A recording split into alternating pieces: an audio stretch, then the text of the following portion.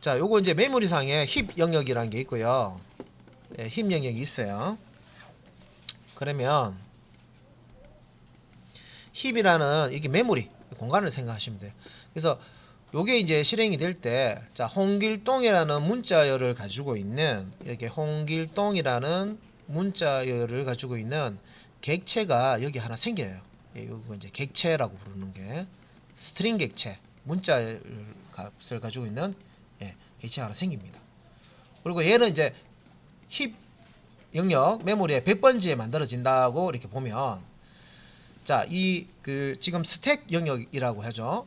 스택 영역이라고 해서, 자, 요 스택 영역, 이것도 하나의 이제 메모리 영역이고요. 여기에는, 예, 여기 이제 변수, 자, 이름 보이십니다. 그래서 str var, 자, 1 변수가 여기 만들어져요.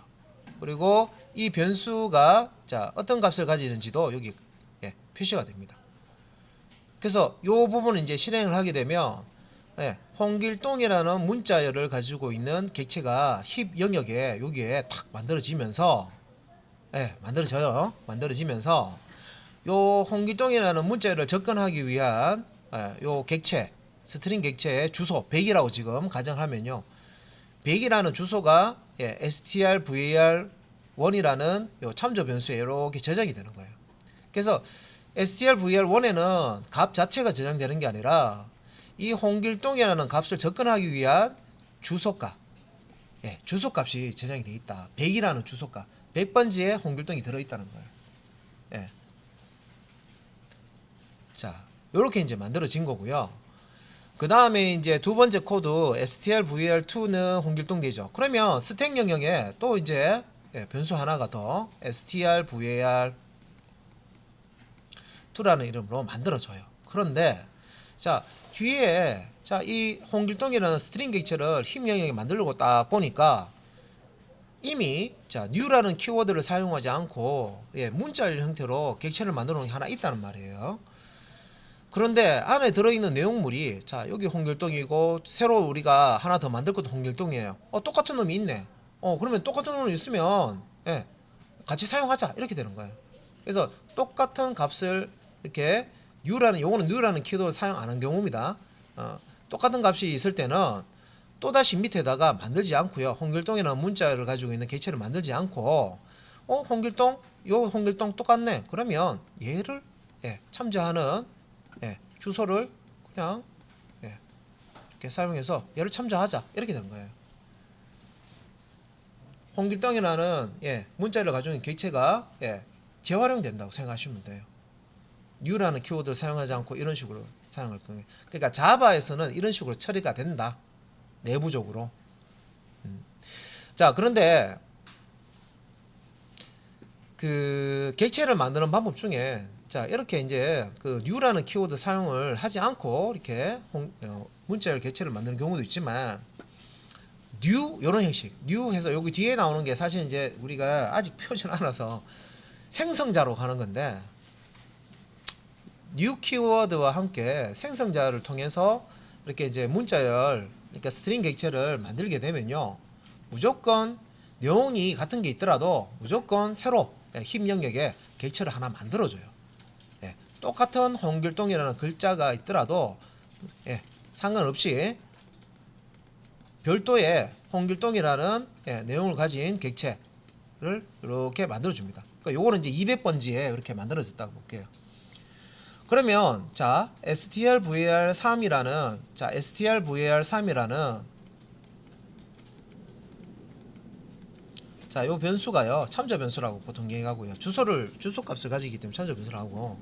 그러니까 얘는, 자, 요 새로 만들어진 홍길동, 예, 이라는 이제 문자열을 가지고 있는 객체를 접근하기 위한 요 주소값 200이라는 값을 요렇게 가집니다. 그러니까 얘는 요렇게 두 번째 객체를 가지게, 예, 요렇게 돼 있어요. 그래서, 자, 여기 이제 우리가 system.out.println에서 strvar1과 2를 이렇게 비교하죠. 이때 이 비교하는 값은요, 실제 이렇게 홍길동이라는 글자를 비교한 게 아니라는 거죠. 뭘 비교했냐면, 100번지 100번지 얘를 비교한 거예요. 그래서 추로가 나온 거예요. 예, 제가 이제 내부적으로 이렇게 실행됩니다라는 걸 이제 알고 보면 아 이게 홍길동이라는 글자를 비교한 게 아니었구나.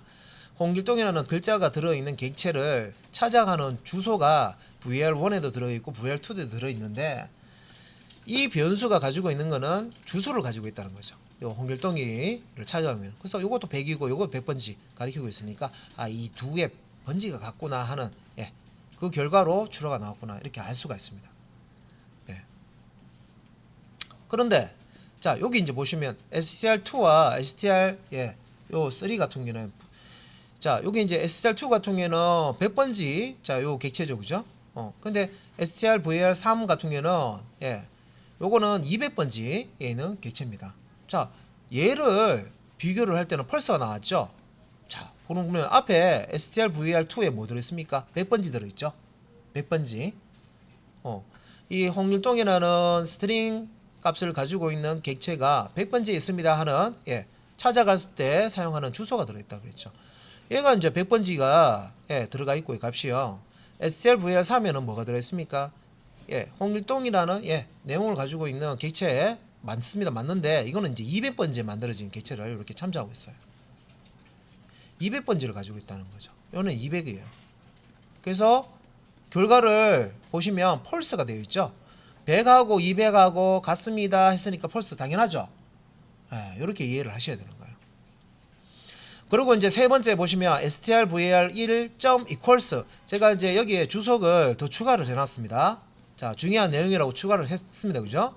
자 스트링 객체가 가진 문자열의 동일한지 자 여기 안에 있는 내용 있죠. 문자열 홍길동 요 문자열이 자 앞에 있는 객체와 뒤에 있는 객체에 예, 가지고 있는 문자열이 동일한지를 비교할 때는 equals라는 메소드를 사용을 해야 된다. 예. 그죠? 요거 기억을 해야 된다 그랬습니다. 그죠?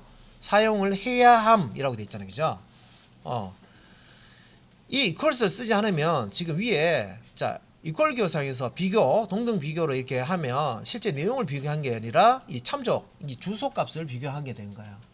다르다는 거예요.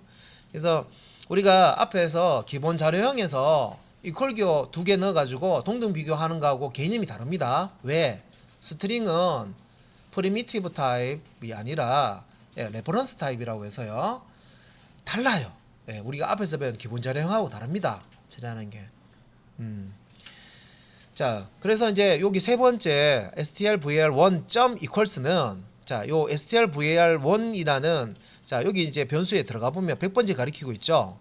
요 100번지에 있는 객체의 내용, 예, 홍길동과 자, 요 strvar2 자, 여기 이제 strvar2에 있는 요 참조 변수를 따라갔을 때 나오는 요 객체의 내용을 비교한 거예요. 홍자 비교하고 길자 비교하고 동자 똑같은지 비교. 이렇게 내용을 비교하는 거예요. equals라는 메소드가. 예. 참조 값으로 해당 객체를 찾아가서 그 객체가 가지고 있는 내용, 요 스트링 문자열을 비교하는 이제 메소드가 equals라는 메소드입니다. 아, 머리 아프다 그죠? 그런데 자바는 이렇게 써요. 이 개념을 아셔야 돼요. 그래서 똑같잖아요. 그죠? 자, 위에 strvar1에 자, 100번지에 갔을 때 홍길동과 자, strvar2 이렇게 갔을 때 요 내용이 똑같아요. 그래서 VR1과 또 3 요 내용도 마찬가지로 똑같죠. 그렇기 때문에 이제 두 개 다 출현하는 결과가 나온 겁니다. 아이고 또 이거 뭐 설명 들어도 무슨 소린지 그죠? 그놈이 그놈인 것 같고 그 설명 같은데 뭐가 다르다고 하는지 자 이거 이제 그 제가 설명을 들으셔도 한 귀로 들어갔는데 분명히 한 귀로 또 빠져나오시는 분이 있고 아 그 말이었구나 이해하시는 분도 있는데 이해가 잘 좀 안 되시는 분은 그 책도 한번 보시고요. 그 뒤에 클래스 객체에 또 예, 우리가 수업을 해요. 예, 그 뒤에 챕터에서 그 내용 보실 때 그때는 이해가 되실 거예요. 도저히 이해가 안 된다 하시더라도 뒤에 이제 클래스 객체를 이제 배우시다 보면 이 부분이 또 이해가 되실 거예요. 근데 이거 뭐 중요합니까? 하는데 중요하니까 하는 거죠. 중요 안 하면 그냥 건너뛰죠. 근데 지금 하는 내용은 기초 쪽에 지금 1장에서 5장 나오는 내용은요 뺄 게 없어요. 다 하셔야 되는 내용이에요 사실은. 예. 처음부터 요 문장 하나하나를 곱씹어 가면서 다 머릿속에 그림을 그려가면서 다 이해를 하셔야 됩니다. 뭘 하기 위해서? 자바 개발자가 되기 위해서는. 이런 게 있네. 그냥 취미상으로 할 때는 다 아실 필요가 없어요. 아, 나는 이런 거 한번 써봤다 하는 정도면 되지만 내가 자바 개발자로서 예, 뭔가 일을 좀 하고 싶다 하면 지금 제가 여기 그림에 이렇게 나오고 내용들 있죠. 예, 요거를 곱씹어 가면서 한 줄 한 줄 다 이해를 해가면서 공부를 하셔야 됩니다. 그러니까 소스는 별로 안 되는데 내용을 이해하려고 그러면 시간이 많이 걸리는 거예요. 그러니까 자바에는 이제 이런 내용들이 많다. 자, 일단은 여기까지만 하고요. 예, 일단 여기까지 정리하겠습니다. 뒤에 요거 비슷한 내용 또 설명을 또 드릴 거예요. 하지만 이제 여기서 이해되면 참 좋고 안 되더라도 뒤에 클래스 객체 다룰 때 그때 좀 집중해서 보시면 또 앞에 것 보면 또 이해가 되실 수가 있습니다.